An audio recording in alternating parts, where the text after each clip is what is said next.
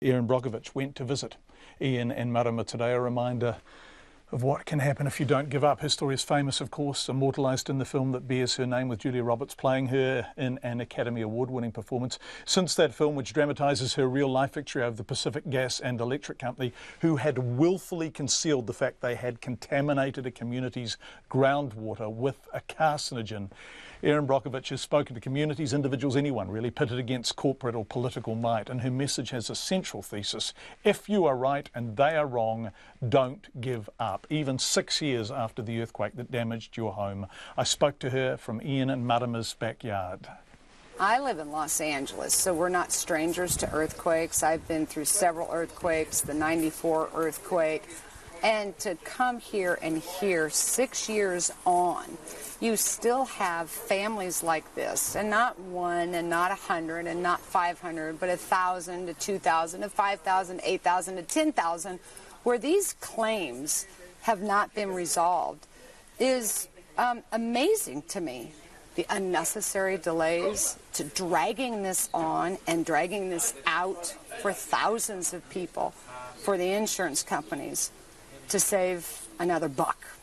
And that's, for me, my frustration. In 22 years of doing this, it's always about the almighty dollar, and frankly, to the hell with the people.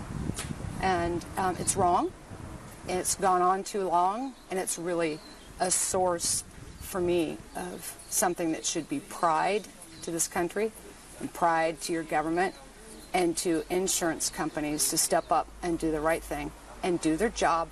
Let's get on with this. Get in here and do what you have to do for these homes. Don't try to cheat the people, and let's move on and make Christchurch great, just like it's supposed to be.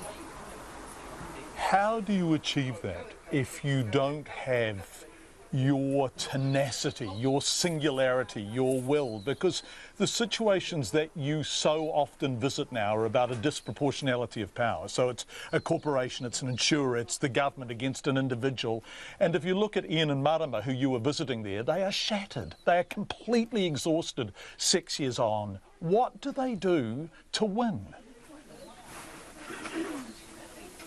I would be too, and I do have that tenacity, and I will tell you, most people do.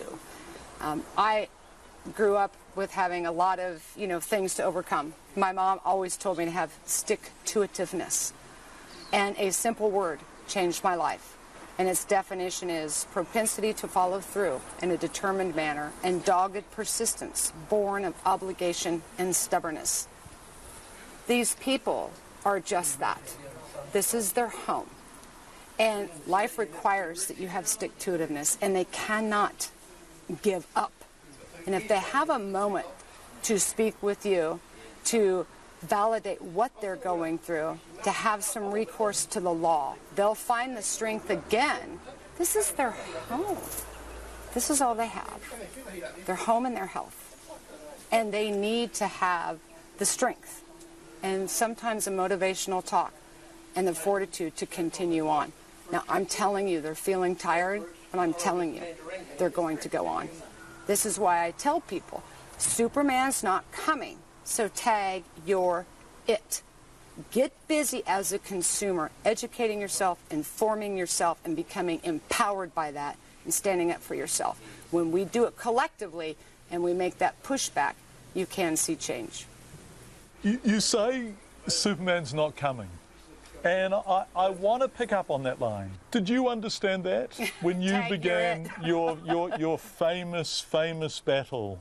Did you realize that Superman wasn't coming and that you had to be Superman or Superwoman? What was it that made you understand it had to be you?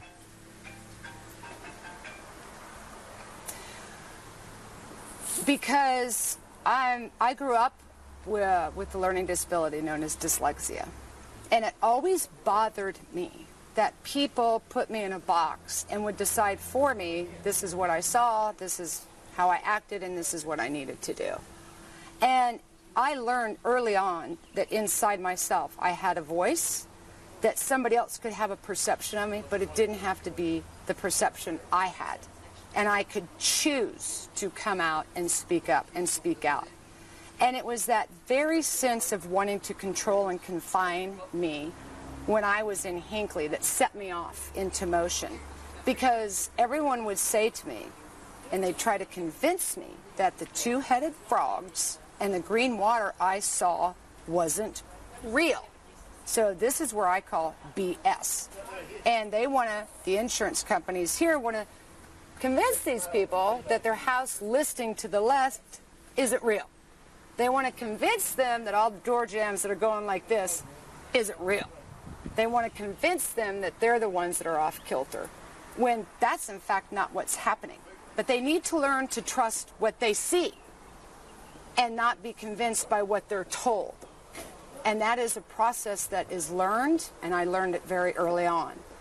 And when I was out in Hinckley looking at all of this, and I would have experts or PG&E experts say to me, "You're not a doctor, you're not a lawyer, you're not a scientist, you're not a politician, so why should we hear what you have to say?" And I couldn't believe what I was hearing. I go, "You've got to be kidding me. I don't have to be any of that to be a human being. And to stand here today and tell you I trust what I see, and those two-headed frogs and that green water and this destruction is not right. And you'll never convince me otherwise." And they too have to learn that for themselves. They're here, they see it, they know it. Now they need to trust it, they need to get behind that, and they need to stand their ground with that. It's pretty obvious to me, to the homes that I've been at, that there are foundational issues, that these people are just sitting here waiting for the next disaster, and these companies are not doing anything to engage and move this process along faster. This should have been done. Shame on them. They're dragging their feet for the almighty buck, and I'm hoping to heck these people stand up and they start fighting back. Erin Brockovich speaking from Christchurch early this afternoon.